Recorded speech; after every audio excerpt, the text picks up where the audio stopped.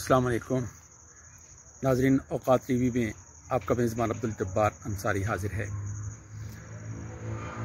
Motorway पर ख़ातून के साथ ज़्यादती का जो मामला है वो अभी तक चल रहा है। आबिद मल्ली को गिरफ़्तार कर लिया गया है और पुलिस दावे कर रही है कि हमने उसको बड़ी महारत के साथ गिरफ़्तार किया, लेकिन असल सूरत हाल वो आपके सामने है, सामने आ चुकी है कि उसको पुलिस उस तक पहुंच ही नहीं पाई।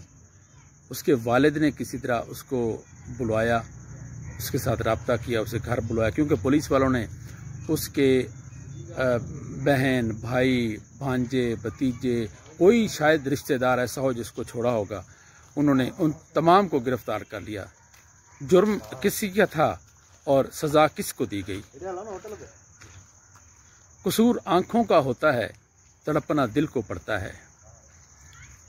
नाजरीन, गिरफ्तार हो गया आबिद मल्ली और बाकी जो लोग अभी तक गिरफ्तार उसके रिश्तेदार हुए हैं, भाई उनको तो छोड़ दो। किस कानून में लिखा हुआ है कि उन पर तशद्दुद करो? उसकी आबिद मल्ली की बीवी पर तशद्दुद किया गया और बाकी रिश्तेदारों पर तशद्दुद किया गया। भाई जुर्म जिस बंदे ने किया है उसको सजा दे, कानून और ज़ाब्ते के तहत। पाकिस्तान का एक कानून है, दुनिया का एक कानून है, किसी भी मज़हब का कोई कानून होता है। ये आबिद का बाप बता रहा था कि उसको जब उसने बुलवाया, उसको पकड़ा हुआ था, तो एक पुलिस वाले ने फायर कर दिया उस पर।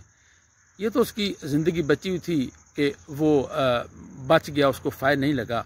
लेकिन क्या ये कानून और ज़ाब्ते में शामिल है? मेरे ख्याल में जो पुलिस वाले ने फायर किया, शायद उसने किसी के कहने पर किया हो, क्योंकि ख़ुद उनको तो अलाउ नहीं होता कि इस तरह के वो फायर कर दें। ज़ाहिर है कि वो बंदा पकड़ा गया है, उसका अब मुकदमा अदालत में चलेगा, जैसे कि पाकिस्तान के कवानीन में शामिल है।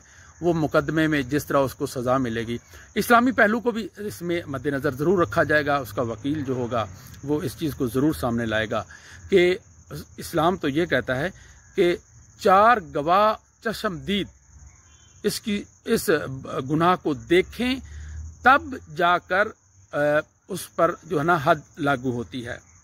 अब देखते हैं कि ये मामला किधर जाता है, क्या सूरत इख्तियार करती है। लेकिन लगता है कि जो हमारे अदालतों का निज़ाम है, जो कि अंग्रेज़ का बनाया हुआ है, तो ये बहुत लंबा सिस्टम है यहाँ पे। तो अब देखें कि जो पहले वाक़यात हो चुके हैं, कितने हमारी अदालतों में कितने जानी लोगों को सज़ा हो चुकी है, कितने चोरों को सज़ा हो चुकी है।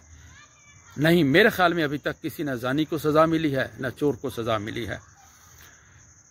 तो इसका मतलब है या तो पाकिस्तान में चोर नहीं, डकैत नहीं, जानी नहीं, या फिर अदालती निज़ाम जो है वो बहुत कमज़ोर है।